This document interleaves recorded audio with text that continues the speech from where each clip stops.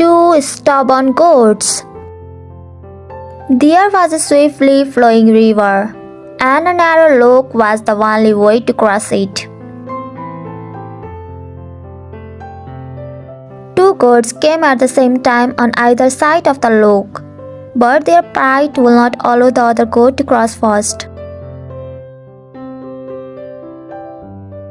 One set foot on the bridge and so did the other, until they met horn to horn in the middle.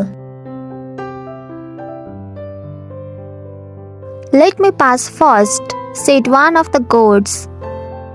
"Never! You get out of my way," said the other. While pushing each other, both lost their balance and fell into the river.